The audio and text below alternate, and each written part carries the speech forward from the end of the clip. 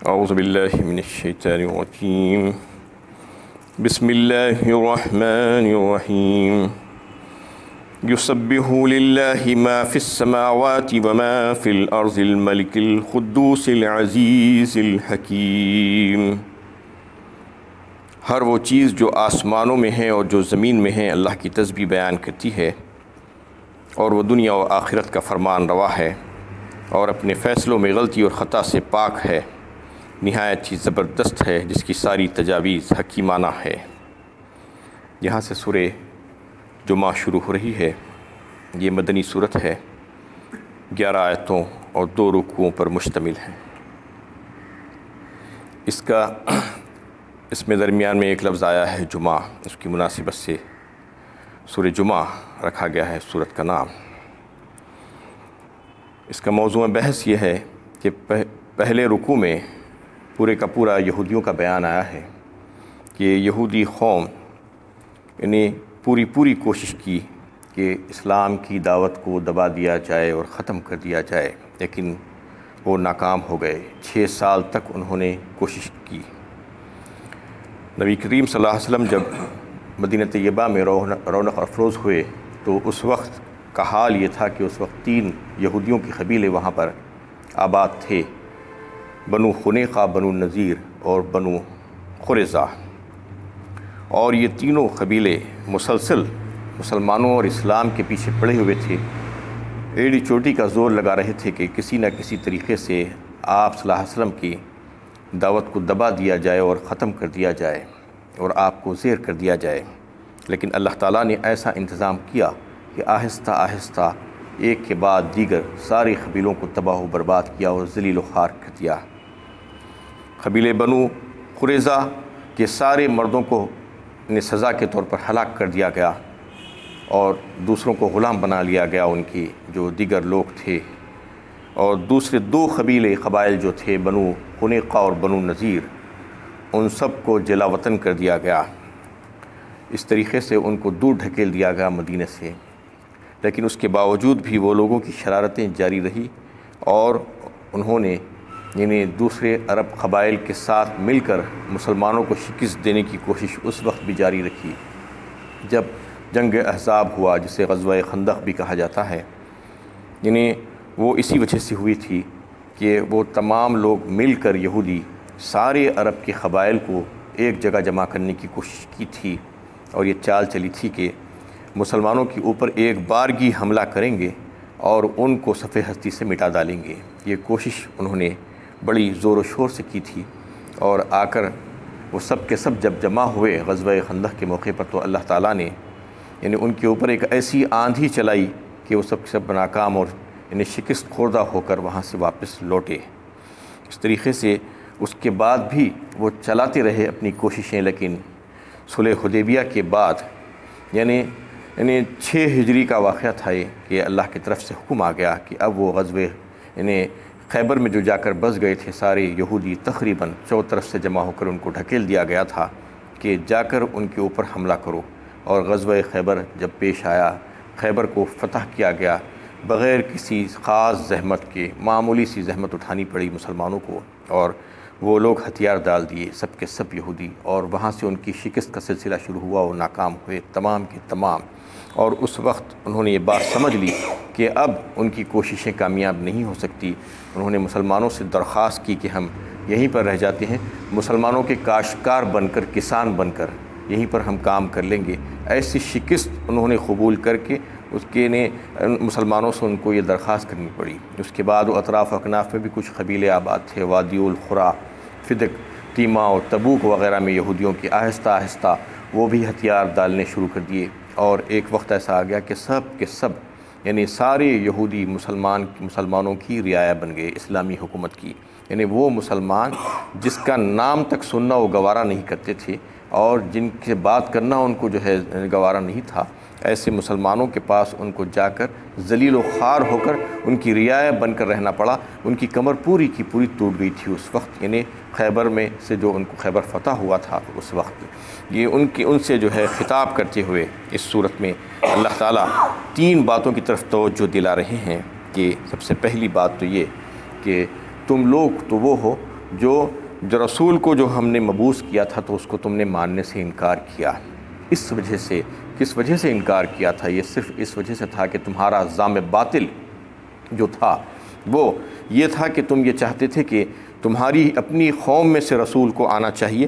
دوسری قوموں میں سے نہیں آنا چاہیے۔ یہ تکبر کی وجہ سے تم یہ لوگ کر رہے تھے، اور تم بڑی حقارت سے اس قوم کو جس میں رسول کو ہم نے مبعوث فرمایا امی کہا کرتے تھے، اور تمہارا تکبر تھا، تمہاری انانیت اور ضد اور ہردرمی تھی، اس وجہ سے تم اس کو قبول کرنے کے لیے تیار نہیں تھے، اور تم یہ سمجھ رہے تھے اور کہ یہ رسول جو آئے گا تو تمہاری اپنی قوم ہی سے آئے گا۔ یہ تم لوگ جو ہے بڑے اطمینان کر کے بیٹھے ہوئے تھے، اور تم کو یہ بھی زعم تھا کہ یہ شرف حاصل ہے تم کو کہ ابھی تک جتنے انبیاء کرام آئے ہیں وہ ہماری ہی خاندان اور قبیلے میں سے آئے ہیں، لہٰذا اب بھی جو خاتم الانبیاء جو تشریف لائیں گے وہ اب بھی ہمارے ہی قوم میں سے ہونا چاہیے۔ لیکن جب اللہ تعالیٰ نے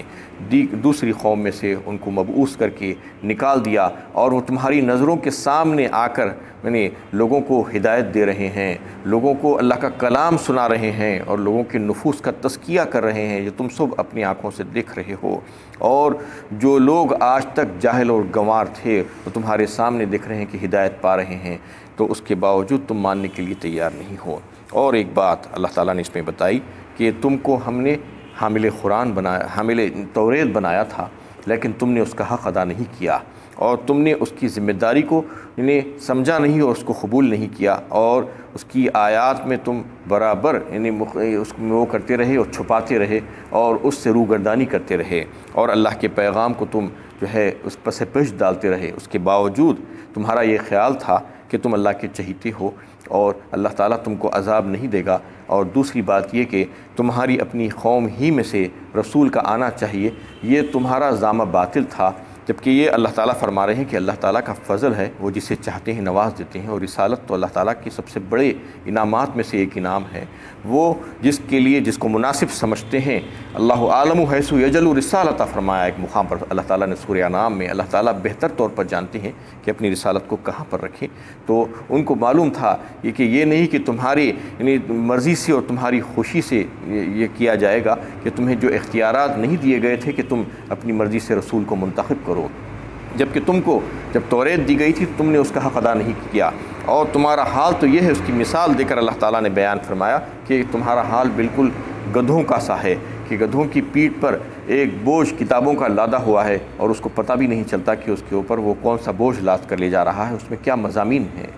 بالکل تم گدھوں جیسے ہو، بلکہ اس سے بھی بدتر ہو، اس واسطے کہ وہ لوگوں کو تو عقل و فہم نہیں ہے، تم لوگوں کو تو عقل و فہم تھا، اس کے باوجود تم نے اس بات کو نہیں جانا اور پہچانا، اور بار بار تم یہی کہتے رہے کہ ہم اللہ کے چہیتے ہیں، اللہ کے محبوب ہیں۔ وقالت الیہود والنصارى نحن ابناء اللہ واحباؤہ، تو بتاؤ تو صحیح اگر تم اللہ کے چہیتے ہو، اللہ کے محبوب ہو، تو پھر تم یہ موت سے کیوں دور بھاگتے ہو؟ اگر تم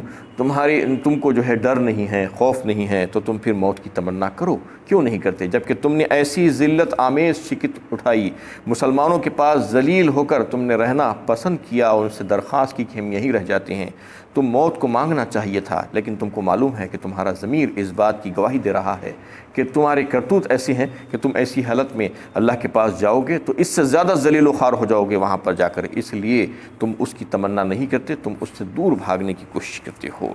اور ایک بات اس میں دوسرے رکوع میں جو ہے جمعہ کے متعلق بات اللہ تعالیٰ نے تفصیل کے ساتھ بیان کی ہے کہ یہودیوں کو یوم السبت دیا گیا تھا، ہفتے کا دن، یعنی ہفتے کا دن ان کے لیے متبرک تھا، مبارک تھا، اور اس دن کے لیے جس کی تفصیل پچھلی صورتوں میں آ چکی ہے، سورہ مائدہ وغیرہ میں، سورہ اعراف میں، کہ وہ دن ان کے لیے متبرک تھا۔ اس دن ان کو مچھلی کا شکار اور دیگر کاموں سے منع کیا گیا تھا، صرف عبادت کرنے کے لیے کہا گیا تھا ان کو اس دن، لیکن انہوں نے اس کا احترام کا لحاظ نہیں کیا، اس کا احترام نہیں کیا۔ اللہ تعالیٰ فرما رہے ہیں کہ اے مسلمانوں، تم کو ہم نے جمعے کا دن دیا ہے، تم جمعے کے دن کے معاملے میں یہودیوں کے طرح نہیں کرنا کہ انہوں نے جیسا کہ یوم السبت کے ساتھ معاملہ کیا تھا، کہ ہوا یہ تھا کہ اس دن جمعہ کا دن تھا اور سب لوگ مسجد نبوی شریف میں جمع تھے، اور ہوا یہ کہ ایک تجارتی قافلہ کہیں سے آیا اور وہ ڈھول اور تاشے بجاتا ہوا آوازیں دے رہا تھا، تو سب کے سب لوگ سوائے 12 لوگ جو حاضرین مسجد نبوی تھے رہ گئے، سب کے سب نکل کر اس قافلے کے پیچھے چلے گئے دیکھنے کے لیے۔ 12 لوگ صرف مسجد میں رہ گئے، جبکہ حالانکہ اس وقت اللہ کے نبی صلی اللہ علیہ وسلم جمعے کا خطبہ ارشاد فرما رہے تھے، لیکن لوگوں نے اس بات کا لحاظ نہیں کیا، تو اس وقت یہ آیتیں نازل ہوئی اور مسلمانوں کو متنبہ کیا اور خبردار کیا گیا کہ آئندہ تم ایسا کام کبھی بھی نہیں کرنا، یہ کہ جب جمعے کی اذان ہو جائے تو پھر تم سارے کام چھوڑ چھاڑ کر، اپنی ساری مصروفیتیں چھوڑ چھاڑ کر آ جانا، اور تمہارے لیے یہ حلال نہیں ہے کہ تم تجارت میں اور یعنی دوسرے دیگر کاموں میں مصروف رہو جبکہ جمعے کی اذان ہو جائے، یعنی اس کے بعد تم سارے کام کو چھوڑ دینا اور اللہ کے ذکر میں مشغول ہو کر اس کی طرف دوڑتے ہوئے چلے آنا۔ ہاں، نماز کے تکمیل ہو جانے کے بعد، مکمل ہو جانے کے بعد تم اپنے کاموں میں لگ سکتے ہو، اپنی تجارت کے لیے زمین میں منتشر ہو سکتے ہو، یہ پیغام اس میں دیا گیا ہے۔ سورت کی شروعات ہوتی ہیں اللہ کی تسبیح سے، یسبح للہ ما فی السماوات وما فی الارض الملک القدوس العزیز الحکیم، یعنی کائنات کی ساری چیزیں اللہ کی تسبیح اور پاکی بیان کر رہی ہیں، کوئی چیز ایسی نہیں ہے جو اللہ کی تسبیح بیان نہیں کر رہی ہے، سب جانتے ہیں اور سب اس بات کی گواہ ہیں کہ اللہ تعالیٰ تمام نقوص اور عیوب سے پاک ہے، وہ تمام کمزوریوں سے پاک ہے، جس کی طرف یہودی اس بنا پر کہ اپنی بڑائی کو قائم کرنے کے لیے اور اپنی خاندانی میں وجاہت کو قائم کرنے کے لیے اس قسم کی جو باتیں کر رہے ہیں اللہ تعالیٰ کے ساتھ ملا کر کہ وہ ہماری اللہ تعالیٰ سے رشتہ داری ہے، ہم اللہ تعالیٰ کی قریبی ہیں اور چہیتے ہیں، اس بات کی تردید کرتی ہے یہ آیت کہ اللہ تعالیٰ تمام نقوص سے، تمام رشتہ داریوں سے پاک ہے، ان کے کوئی رشتہ دار نہیں ہیں، ان کا کوئی بیٹا نہیں ہے جیسا کہ یہودی کہتے ہیں، اور وہ ایسے نہیں ہیں کہ کسی کے ساتھ کسی کو اپنی چہیتی بنا لیے ہیں اور کسی کے ساتھ دشمنی کر رہے ہیں، ایسا نہیں ہے، بلکہ ان کا عدل و انصاف کا معاملہ سب کے ساتھ یکساں ہے اور ان کی رحمت کے جو تقاضے ہیں وہ سب کے ساتھ پورے ہو رہے ہیں، ربوبیت کا معاملہ سب کے ساتھ برابر ہے، اس وجہ سے وہ کسی کے ساتھ یعنی ایسا الگ سے لگاؤ نہیں رکھ رہے ہیں، چاہت نہیں ہے کہ ان کے ساتھ وہ جو چاہے کر لیں، ان کو چھوڑ دیں، اور کسی اور قوم کے ساتھ ایسا کہ عداوت اور دشمنی ہے ان سے دشمنی نکالتے ہیں، ان کو سزا دیتے ہیں، ایسا نہیں ہے، بلکہ ہر ایک کے ساتھ عدل و انصاف کا معاملہ کرتے ہیں۔ اس میں اللہ تعالیٰ کی یہ صفت بتاتی ہے، یسبح للہ ما فی السماوات وما فی الارض، ساری کائنات کی ساری چیزیں اس بات کی گواہی دے رہی ہیں، اور پھر وہ الملک ہے فرمایا گیا، یعنی وہ بادشاہوں کے بادشاہ اور شہنشاہ ہیں، وہ جسے چاہتے ہیں بادشاہت سے نواز دیتے ہیں، جسے چاہتے ہیں عزت دیتے ہیں اور جس کو چاہتے ہیں ذلیل کر دیتے ہیں، اور نبوت جس کے لیے یہ سمجھ رہے ہیں کہ نبوت ان کی اپنی مرضی سے ہونا چاہیے، ان کی اجارت داری اس میں قائم ہونی چاہیے، اللہ تعالیٰ بتا رہے ہیں کہ تمہارے پاس یہ اختیارات ہم نے نہیں رکھے ہیں، بلکہ ہم ہی ہیں، لوگوں کو نبوت بھی دیتے ہیں، بادشاہ بھی بناتے ہیں، عزت بھی دیتے ہیں اور ذلیل بھی کرتے ہیں، یہ تمہارے پاس اس کا معاملہ بالکل بھی نہیں ہے۔ القدوس صفت اللہ تعالیٰ کی لائی گئی یہاں پہ، انتہائی پاک ہے وہ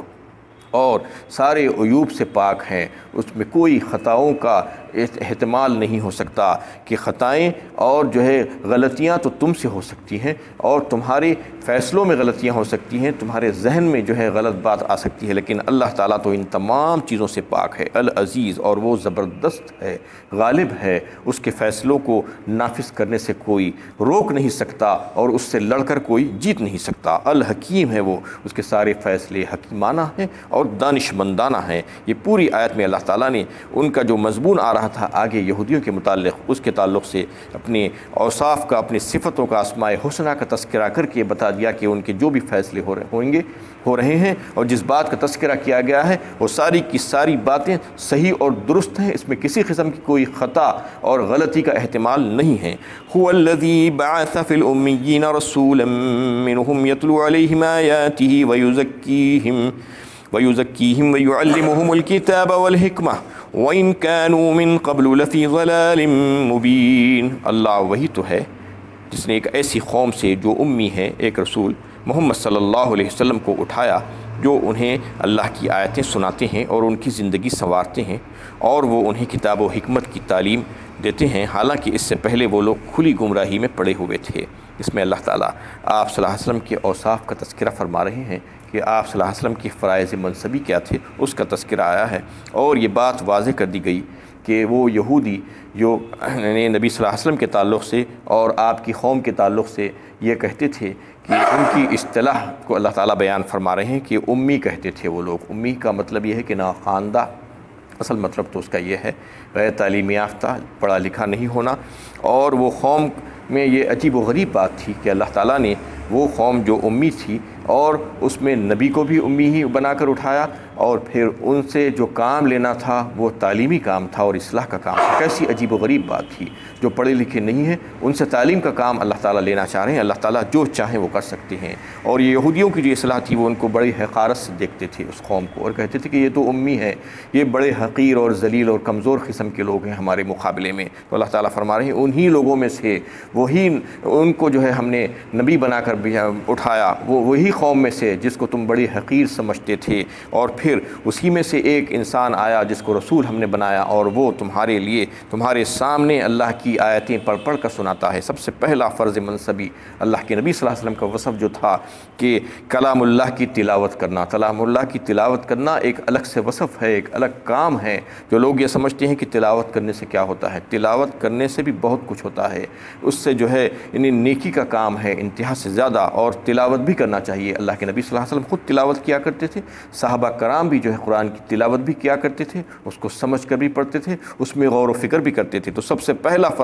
فرض منصبی میں سے ایک یہ تھا کہ لوگوں کو آپ کلام اللہ پڑھ کر سنایا کرتے تھے۔ دوسرا یہ کہ نفوس کا تزکیہ کرتے تھے، جو ظاہری اور باطنی دونوں، جسم کی پاکی بھی، بدن کی پاکی بھی، کپڑوں کی اور لباس کی پاکی بھی، اور ان کے اخلاق کی، کردار کی پاکی بھی، اور ان کے ساری جو ہے معاملات کی پاکی بھی، یہ ساری چیزوں کی پاکی وہ کیا کرتے تھے، اور پھر انہیں حکمت سکھاتے تھے اور کتاب کی تعلیم کیا کرتے تھے۔ جو کتاب اللہ تعالیٰ نے نازل فرمائی تھی انسانیت کے لیے، وہ کتاب کو وہ سمجھایا کرتے تھے اور حکمت کی باتیں سکھایا کرتے تھے۔ حکمت سے مراد آپ صلی اللہ علیہ وسلم کے ارشادات سے احادیث بھی کہا جاتا ہے، اور سنت طریقہ آپ کا، وہ تمام باتیں آپ صلی اللہ علیہ وسلم سکھایا کرتے تھے۔ وآخر دعوانا ان الحمد للہ۔